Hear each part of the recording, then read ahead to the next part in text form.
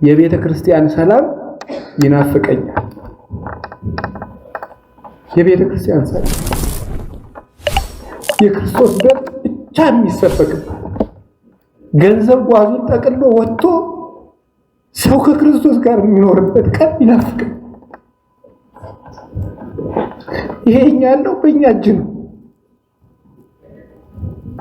ቤተ ክርስቲያን መከራ ውስጥ ናት። በገንዘብ ሰው ይታረዳል። በገንዘብ ካህን ይሸጣል። እንዴት ነው የምናደርገው? በክርስቶስ ቤት ውስጥ እሱ ደሙን ያፈሰሰለት ሰው ይታረዳል፣ ይገደላል። እየተሰደድን ነው። እኛ እኮ ከቤተ ክርስቲያን ውስጥ የቆምን ይመስለናል እንጂ ስደተኞች ነን። እና አባቶች ልናስብ ይገባል። ሁሉ እንደሆነ ያልፋል። የበላም እንዳልበላ ይሆናል፣ የለበሰም እንዳልለበሰ ይሆናል። ነገ ክርስቶስ ሁሉንም ደስቶ ያሰጠዋል። ቤተ ክርስቲያን ውስጥ ሰላም ያስፈልጋል። እኔም ብለው ይሄንን ክርስቶስ ለቤተ ክርስቲያን ይዞላት የመጣ ነገር የይቅርታ ደም ነው። ዓለም የሚቀድስ ደም ነው ይዞ የመጣው። ካህን እጆቹ ይቅርታን ያፈሳል፣ ይቅርታን ያንጠበጥባል። ቅዳሴ ላይ እጆቻችን የይቅርታ ደም ተነክረው ወጥተው እንዴት የሰው ደም እናፈሳለን? እንዴት እንደበድባለን? እንዴት እንሳደባለን? እና አሁን ተመልሰን ይሄን ማሰብ አለብን። እውነቴን ነው። እዚህ ያለነው ካህናት እንኳን ሄደን መታረቅ አለብን። ካልሆነ ግን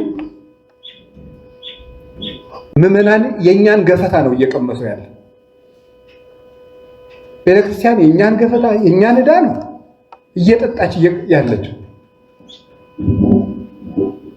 በኢትዮጵያ ኦርቶዶክስ ተዋሕዶ ቤተክርስቲያን ታዋቂው የሐዲስ ኪዳን መምህር ርዕሰ ሊቃውንት አባ ገብረ ኪዳን ግርማ በጣና ቅዱስ ቂርቆስ አንድነት ገዳም ለሚገኙ ካህናትና ዲያቆናት በሰጡት ትምህርት የቤተክርስቲያን ሰላም መናፈቁንና እውነተኛ ደስታ የሚገኘው በክርስቶስ ብቻ መሆኑን ገልጸዋል።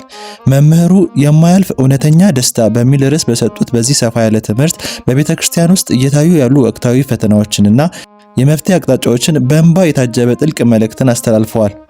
ርዕሰ ሊቃውንት አባ ገብረ ኪዳን በትምህርታቸው መጀመሪያ ላይ የቤተ ክርስቲያን ሰላም በእጅጉ እንደሚናፍቃቸው ገልጸዋል። የክርስቶስ ደም ብቻ የሚሰበክባት ገንዘብና ዓለማዊ ጥቅም ጠቅልሎ ወጥቶ ሰው ከክርስቶስ ጋር የሚኖርባት ቀን ይናፍቀኛል ያሉት መምህሩ በአሁኑ ወቅት በቤተ ክርስቲያን ስም የሚነግዱ የገንዘብና የስልጣን ፍላጎቶች ከፍተኛ መከራ እያስከተሉ መሆኑን ጠቁመዋል። በተለይም በቤተ ክርስቲያን ውስጥ የሚታየው የሹመት ፍቅርና የፖለቲካ ባህሪ ለምዕመኑ መከራ ምንጭ መሆኑን በማንሳት እኛ የክርስቶስ ባሪያዎች እንጂ የፖለቲካ ባህሪ ሊኖረን አይገባም ሲሉ አሳስበዋል። መምህሩ በሰው ልጅ ሕይወት ውስጥ የሚፈራረቁትን ሁኔታዎች ሲያብራሩ ጤንነት በበሽታ፣ ወጣትነት በእርጅና፣ ሀብት በድህነት፣ ዝና ደግሞ በመረሳት እንደሚተኩ ገልጸዋል። ዘመኖች ሹመቱም ያልፋል፣ ሁሉም ያልፋል፣ ፉክክሩም ያልፋል፣ በዘመድ መታጀቡም ያልፋል።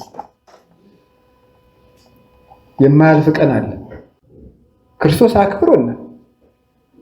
ከዚህ በላይ ምን ያርግልን? የእሱ አገልጋዮች እንኳን እኮ እኛ እኮ ያንድ እስቲ እግዚአብሔር ያሳያችሁ። አሁን እኛ በቤተ መቅደስ የቆምነው በየትኛው ዕውቀታችን ነው? በየትኛው ቅድስናችን ነው?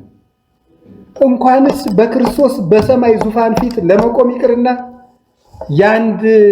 ያንድ ወረዳ አስተዳዳሪ ጠጅ አሳላፊ ለመሆን የሚያበቃ ዕውቀት አለን እንዴ? ምን ዕውቀት አለን? አሁን እግዚአብሔር በቸርነቱ ነው እንጂ። እና ዕዳ የተሸፈነለት ሰው እጅ ነስቶ ይኖራል እንጂ ይጠግባል እንዴ? እኛ እኮ ዕዳችን ተሰርዞልን የምንኖር ሰዎች ነን። በቸርነቱ ያጠራቅማል። እና አባቶች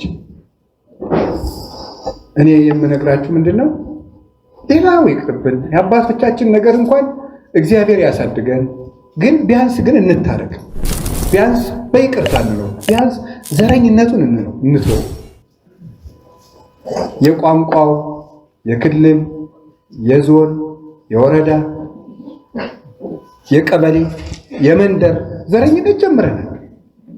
የመንደር ዘረኝነት፣ የጎጥ አሁን እንዲህ ብለን ነው እንግዲህ ታዲያ መንግስተ ሰማያት ወንጌል እንዴት ነው እንዴት ወንጌላዊ ሆነናል ሞተናል።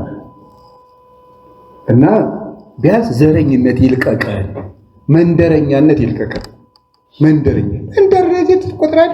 የበላም እንዳልበላ የለበሰም እንዳልለበሰ ይሆናል፣ ነገ ሁሉንም እንደ ስጡ ያሰጠዋል በማለት የሰው ልጅ በማይለወጥና በማይሰለቸው አምላክ ላይ ብቻ ተስፋ እንዲያደርግ መክረዋል። በምሳሌ ሲያስረዱም የዚህ ዓለም ነገር ስለሚሰለች የትንሣኤ ሰሞን ቆሎ እንኳን ብርቅ ይሆናል፣ የማይሰለቸው ግን መድኃኒት ዓለም ብቻ ነው ብለዋል። በጣና ደሴት ዙሪያ ከሚገኙ አጥቢያዎች የተሰበሰቡ ካህናትን አስመልክተው ሲናገሩ ካህናት የጠፉ በጎችን በመፈለግና የንስሐ ልጆችን በመጠበቅ ረገድ ትልቅ ኃላፊነት እንዳለባቸው አሳስበዋል። ካህናት የተማሩ ናቸው፣ ነገር ግን እንዲመካከሩ፣ እንዲወያዩና ስለ ልጆቻቸው እንዲያስቡ የዚህ አይነቱ መድረክ አስፈላጊ ነው ያሉት መምህሩ በተለይም በገዳማዊ ስርዓትና በክህነት አገልግሎት ዙሪያ ጥልቅ ግንዛቤ እንዲኖራቸው ጥሪ አቅርበዋል። ትምህርቱ የጠናቀቀው በታላቅ ተስፋና በጸሎት ሲሆን መምህሩ ክርስቶስ በማንም አይተካም፣ እሱ ብቻ ርስታችን፣ ዘውዳችንና ትንሣኤያችን ነው በማለት ምዕመናን በዚህ አስቸጋሪ ወቅት በሃይማኖታቸው ጸንተው እንዲቆሙ መክረዋል። ይህ በእንባ የተሰበከው ድንቅ ትምህርት በብዙ ሺህ የሚቆጠሩ ምዕመናን ቀልብ የሳበ ሲሆን በቤተ ክርስቲያን ውስጥ ያለውን የአስተዳደርና የመንፈሳዊነት ሚዛን ለመጠበቅ ትልቅ አቅም እንደሚፈጥር ይጠበቃል። ክርስቶስ እስቲ እግዚአብሔር ያሳያቸው። አሁን አንዱን ሰውዬ ግራ እጁን ቆርጠ ቀኝ እጁን ቆርጠ አይኑን አውጥተ ጆሮውን ቆርጠ ለየብቻ አስቀምጠ ሰውየውን እወድሃለሁ ትላለህ? የክርስቶስን ቤተክርስቲያን እየከፋፈሉ ክርስቶስን እወድሃለሁ ማለት አይቻልም። ስለዚህ እግዚአብሔር ቤተሰቦች ምዕመናን በእኛ ምክንያት ናቸው የቄስ ገሌ ደጋፊና የቄስ ገሌ ደጋፊ ሆኖ መከራ የሚያዩት። የአንዱ ቄስ አጃቢ ያለው የራሱ ቄስ አጃቢ ያለው ያም ወገኑን ወይ እኛ አለቃ ለመሆን እኛ ሰበካ ጉባኤ ጸሐፊ ለመሆን የክርስቶስ አካል ይከፈል እንዴ? አይምሯችንን በሙሉ ማሰብ አለብን። ቄስ እንደተራሰው በልቶ ጠጥቶ ተኝቶ ተነስቶ መሽቶ ነክቶ ኑሮ የሚሞት አይደለም። ቄስ ለክርስቶስ ታሪክ የሚጨነቅ ለክርስቶስ ክብር የሚኖር ነው። በተቻለን መጠን ቸር አገልጋይ ማነው ለንጉሥ የታመነ መክሊቱን ያልቀበረ አትርፎ የከበረ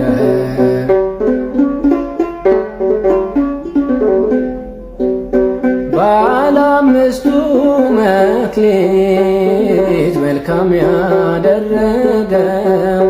በመውጣት በመውረድ አትርፎ መጥቶ ነው።